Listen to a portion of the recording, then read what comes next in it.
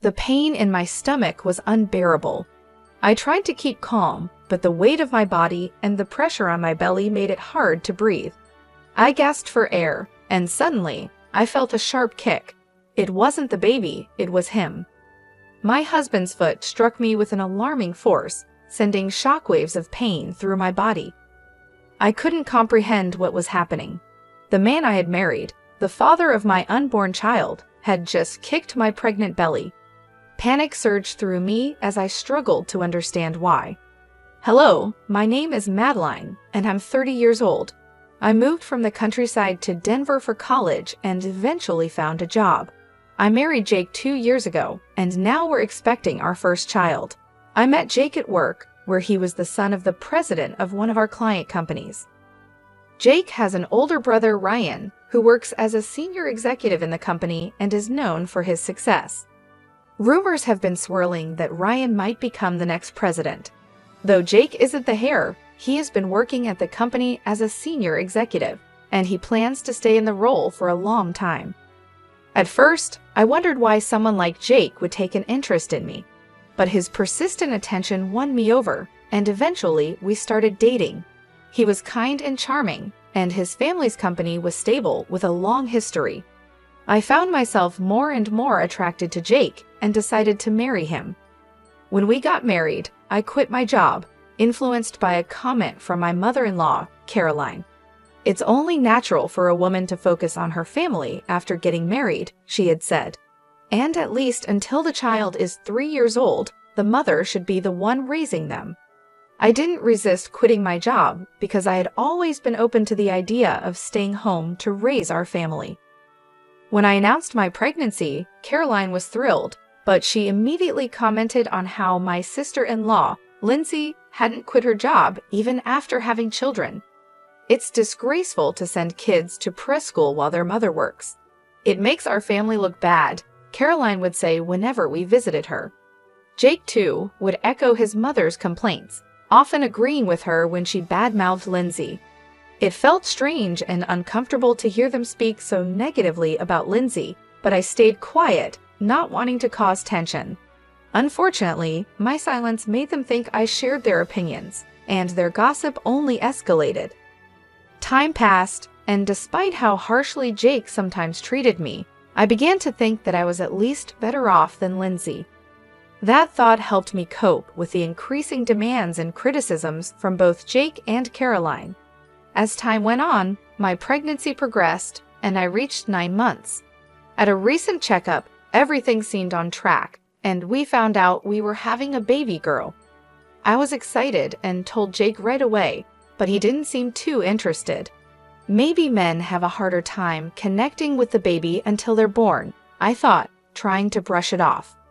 We welcomed the new year, and as was tradition, we visited Jake's family home for a large family gathering. Even Jake's brother, Ryan, and his wife, Lindsay, who usually didn't visit often, came with their kids. "Happy New Year, Madeline. How are you feeling?" Lindsay asked when we arrived.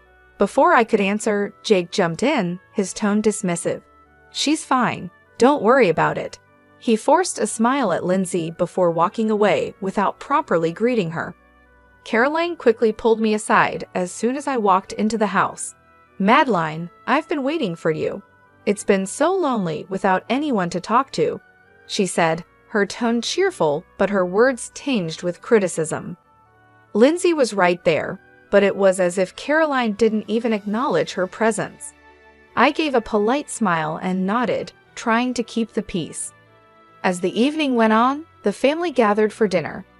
Caroline, Lindsay, and I were in the kitchen, preparing food for everyone. There were about 15 relatives, including Jake's father, Richard, and his siblings, all gathered in the living room, where Jake was loudly toasting and boasting about work.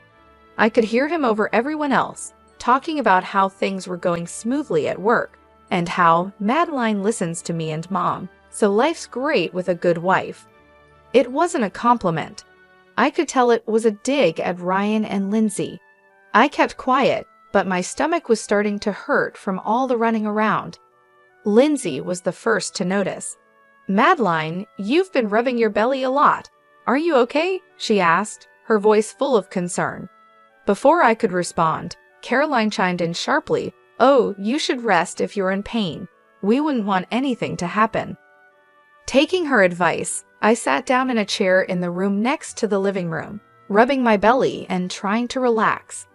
I could hear Ryan feeding his and Lindsay's son Ethan as he chatted with me from across the room. "Are you feeling okay, Madeline?" he asked. "Your health is important, especially now." "Thank you," I replied. We talked for a few minutes about parenting and what to expect after the baby was born. Ryan's stories about Ethan were both insightful and heartwarming. It was clear he was a dedicated father. "Do you know the gender of your baby?" he asked. "Yes, it's a girl," I said, smiling. "That'll be wonderful," Ryan responded warmly. But then I noticed Jake's expression darken from across the room. He stood up abruptly, his face twisted with frustration. I thought he might be heading to the bathroom, but instead, he walked straight over to me. His eyes were cold. "Why are you sitting down?" he snapped, glaring at me. "What?" I asked, confused. Without warning, Jake kicked my stomach. It wasn't a hard kick, but it was enough to make me gasp and double over in pain. I instinctively clutched my belly, the shock of his actions leaving me speechless.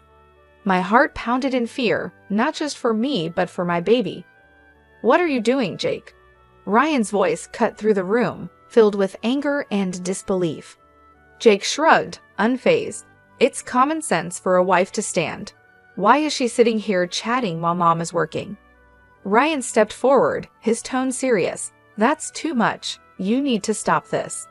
But Jake, with an arrogant smirk, dismissed his brother's concern. "What's the big deal? It's just a girl in there. Eventually, she'll get married and leave. It's not like she'll be any use to the company." A relative's voice called out from across the room, "Hey, that's going too far, Jake."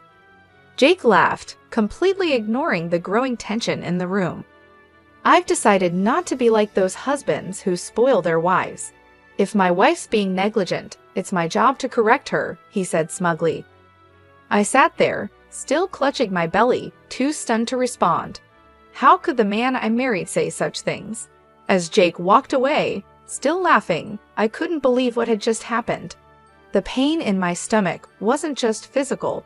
It was the hurt and betrayal of knowing that he cared more about his mother's approval than about me or our unborn child. But then something unexpected happened.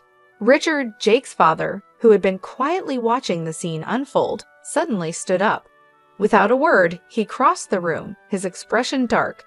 Everyone fell silent as they watched him approach Jake. "What the—" Jake started, but before he could finish, Richard kicked him hard in the leg, causing Jake to stagger. The entire room gasped in shock. "You don't have a child inside you, so I'm sure you'll be just fine," Richard said coldly. "And if a child does something wrong, it's up to the father to correct him." He grabbed Jake by the collar, pulling him closer. "Dad, calm down," Ryan said, stepping in to stop his father from doing more damage. "It's not worth it." But Richard's voice was stern as he looked at his youngest son. "Aren't you upset, Ryan? He's been talking down to you all this time." Ryan just shook his head, letting out a small laugh. "No, I'm not upset. I actually feel sorry for him." "What?" Jake spat, his face red with anger and embarrassment. Ryan sighed. "It's true. You've been so obsessed with the idea of becoming president that you've completely forgotten what really matters, family. You can have the title if it means that much to you. I'm happy with my life as it is." Jake turned even redder, the humiliation of Ryan's words clear on his face. He opened his mouth as if to argue, but no words came out. He looked around the room, seeing the disapproving stares from the other family members. It was as if the reality of the situation had finally hit him. "That's enough," Lindsay said, stepping in to break the tense atmosphere. She looked at Richard. "Thank you for standing up for Ryan." Then she turned to Jake. "Jake, you need to apologize. To everyone." Richard gave a sharp nod, his gaze still fixed on his son. "That's right. You owe everyone in this room an apology, especially Madeline." Jake, visibly shaken, looked down at the floor. Slowly, he walked over to me. I instinctively covered my belly, afraid he might lash out again. But instead, Jake knelt down in front of me, his voice shaky. "Madeline, I'm sorry. I was wrong." His eyes filled with tears as he glanced at my stomach. "The baby, I'm so sorry. I shouldn't have done that." Behind him, Caroline stood up, her face pale. "Lindsay, I'm sorry. I said terrible things about you. And Madeline, I've been too hard on you. Please forgive me." Lindsay gave a small, reassuring smile.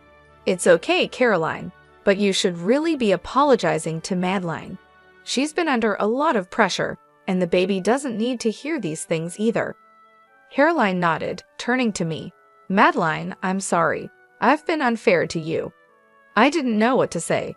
It felt surreal that both Jake and Caroline were genuinely apologizing, but I couldn't forget what had happened. I managed a small nod, but inside, I knew things would never be the same. Richard, however, wasn't satisfied. "Jake, Caroline, I think it's time for both of you to leave. I don't want to see either of you right now." His voice was stern, and there was no room for argument. Jake and Caroline, looking defeated, slowly left the room. The silence they left behind was palpable. Finally, a relative spoke up, trying to ease the tension. "Come on, Madeline, Lindsay, let's all sit down and eat." I smiled weakly, and for the first time that evening, I felt a sense of relief. Sitting next to Lindsay, surrounded by the rest of the family, I finally felt some peace. In the aftermath of that night, Richard's anger toward Jake didn't fade quickly. Jake was banned from the family home for the foreseeable future, and his dreams of becoming president vanished.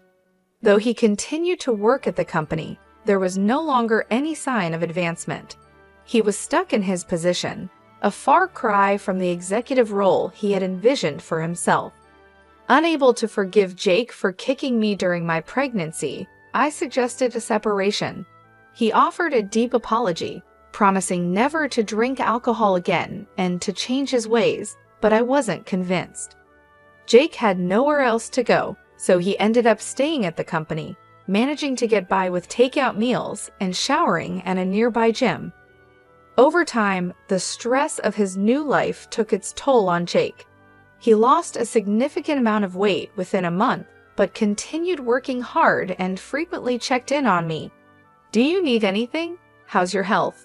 He would ask in texts, gradually wearing down my defenses. Against my better judgment, I eventually allowed Jake to return home. When he came back, Jake apologized once more, and surprisingly, he seemed like a changed man. He no longer complained about housework, and even began taking the initiative to help around the house. "You rest, Madeline," he would say, especially as my pregnancy progressed and I became less mobile. Richard, noticing Jake's changes, eventually allowed him to visit the family home again. Caroline, too, had become much quieter, no longer speaking ill of Lindsay. It seemed the events of that night had changed everyone. "I want to work hard for my family now," Jake often said, his tone more genuine than I'd ever heard before. "Not just for the company." Though I can never fully forgive him for what he did, I believe people can change. With Jake's newfound sense of responsibility and care, I feel confident that we can welcome our baby into a better, more peaceful home.